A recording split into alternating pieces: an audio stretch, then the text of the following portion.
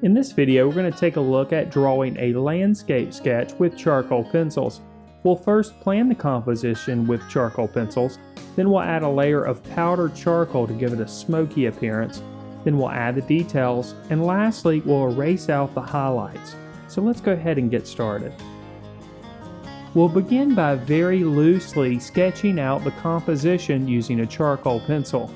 I'm working on Strathmore drawing paper for this demonstration, but any drawing surface will suffice. I'm just looking at the areas of contrast that happen in the photo reference. In other words, I'm looking where dark values and light values meet, and I'm drawing a line to indicate those locations. I'm not trying to be too precise with my marks. Instead, I'm just lightly making marks where I think the objects may exist. Sometimes beginning artists feel like they need to draw all of the details right from the start in a drawing. This isn't really the case. We want to try to figure out the positions of the objects here initially, so loose and light marks are totally acceptable. As the drawing progresses, we'll start to add details and get more controlled with our marks. I'll give some indication of some of the plant life that exists around the trees, in this case on a small hill, and I will add just a couple indications of tree branches here as well. In areas where I'm more confident about the locations of objects, I'll put a bit more pressure on the charcoal pencil, making some of the areas a bit darker. Now that we've got our initial sketch on the paper, we'll add a bit of powdered charcoal. This is a loose, pulverized form of charcoal that can be applied with a brush. In this case, I'm using a mop brush, a very soft mop brush, to work the charcoal into the surface. This will get us some initial value on the surface, helping us to push the dark values or shades and the light values, the tints, so that we can have a full range of value in the finished drawing. The light source is originating from the left side in this image. This means that the coarse shadows are going to exist mainly on the right side of the objects. As I add marks, I'm thinking about the cross contours of the object. As I'm adding them to the branches and the trunk of the tree, they should flow with the direction that the trunk of the tree or the branches grow.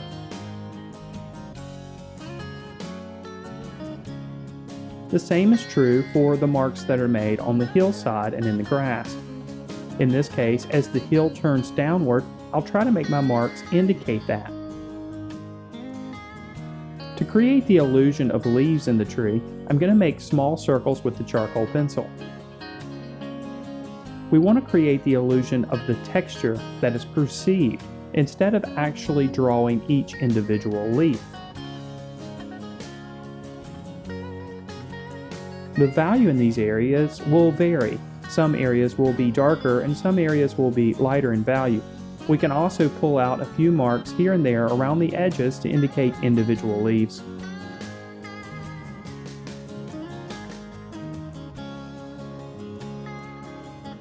We'll continue working on various locations on the tree, continuing this mark-making process of creating small circles for the leaves and more strong, defined lines for the branches. Lines made for the branches of the tree will change direction abruptly. This will make the branches appear more realistic.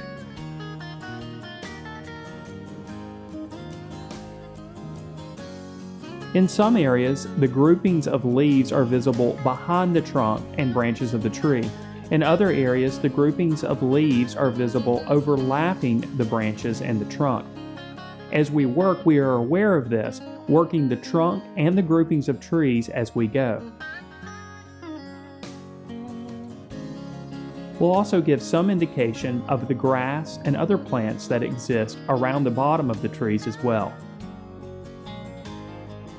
I've placed a paper towel underneath the palm of my hand to prevent any unwanted smearing from occurring. As you work, you may notice that the palm of your hand will come in contact with areas of charcoal, and this will lead to unwanted smearing. To prevent this, just place another sheet of paper or paper towel underneath your hand.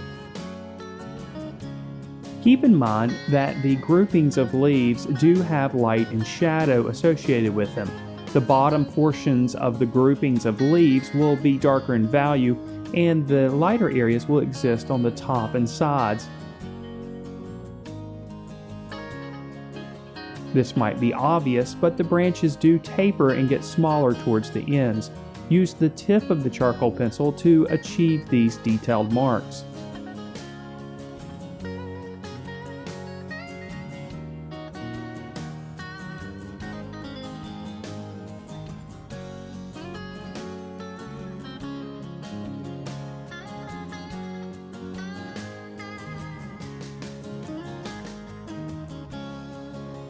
We'll continue this process on the other trees that exist on the right side of the image.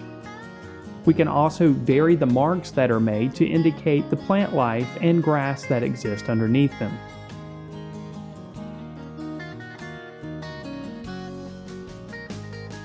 Keep in mind that we're creating an illusion when we're creating a drawing. That means we're concentrating on the textures, values, lines, and shapes, and so on that we see in the photo reference. We're trying to make a copy of that in our drawing. If you get the lines, shapes, textures, values, and so on correct in your drawing, the illusion will appear in your drawing. Working our way across will indicate some shadow that's cast on the road and the hillside on the left portion of the drawing. We'll also start to develop some of the trees that exist further off in the distance.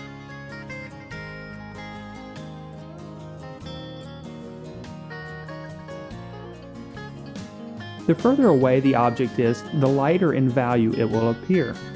Objects that are closer are darker in value.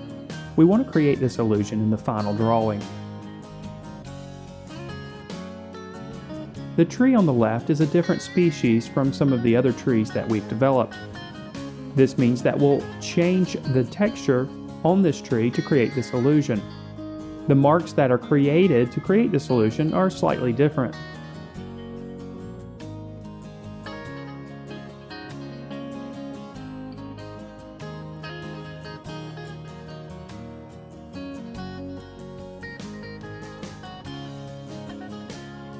It's okay to vary a bit from your photo reference. You can add more things if you like. You can change the light source or the intensity of the contrast. It's up to you. You're the artist. Don't ever feel tied to a photo reference unless, of course, you're doing a portrait or something of that nature. With a landscape drawing, there's a lot of freedom to make changes in what you want to communicate in your final drawing.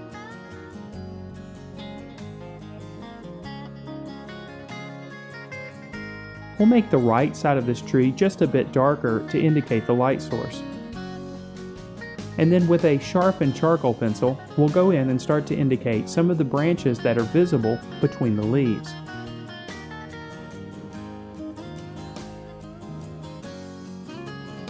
Again, this tree is a different species, so the branches grow differently than the trees that we've done previously.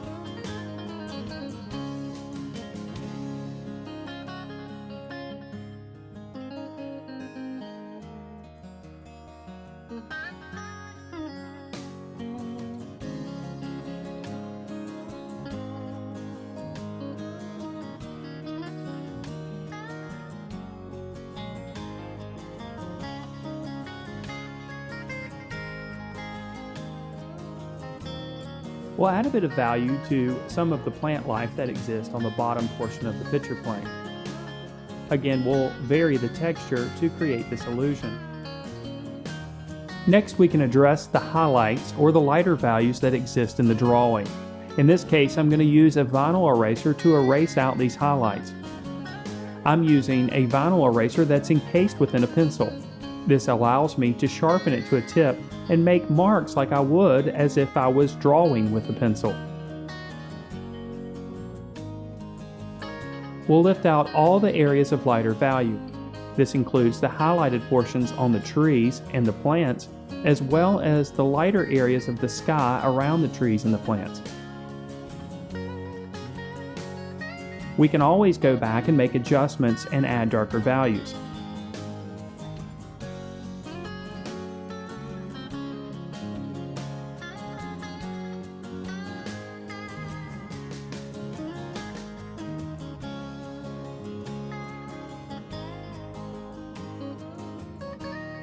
Of course, we'll need to erase out areas where the sky is visible through breaks in the trees.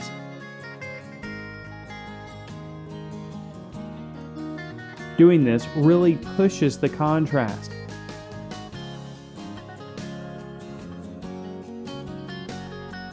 We'll also erase out portions of filtered light that are making it through the canopy of the trees.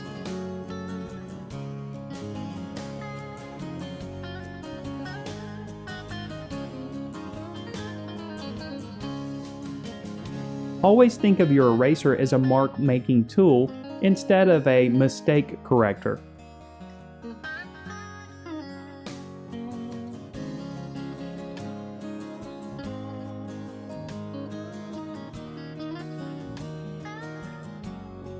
We'll continue to erase out areas of lighter value as they are observed in the photo reference.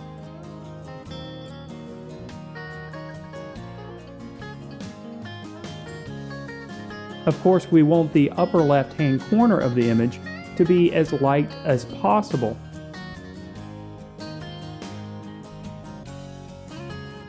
A few more breaks in the trees are added.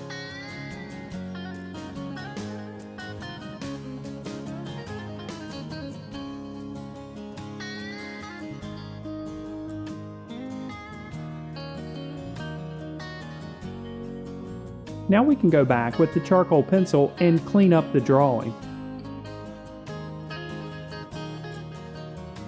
We'll add a few more branches and a few more groupings of leaves. We don't want the breaks in the trees to look unnatural, so using the charcoal pencil we can clean up these areas.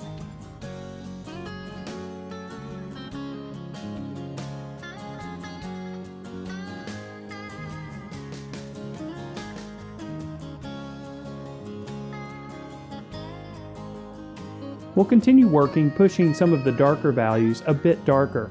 This, in turn, will push the value range, resulting in a full range of dark and light values.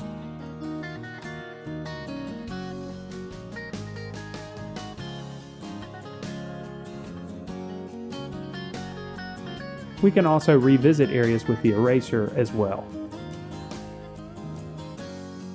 Lastly, I'll take a blending stump and just smooth out the road surface so the texture is a bit different. And then our landscape sketch with charcoal pencils is complete and ready to be fixed with your favorite fixative. If you enjoyed this video and you're ready to learn more, why not check out 4 video courses, live instruction, and over 6,000 minutes of art instruction, which include ebooks, live lessons, lesson plans, and more.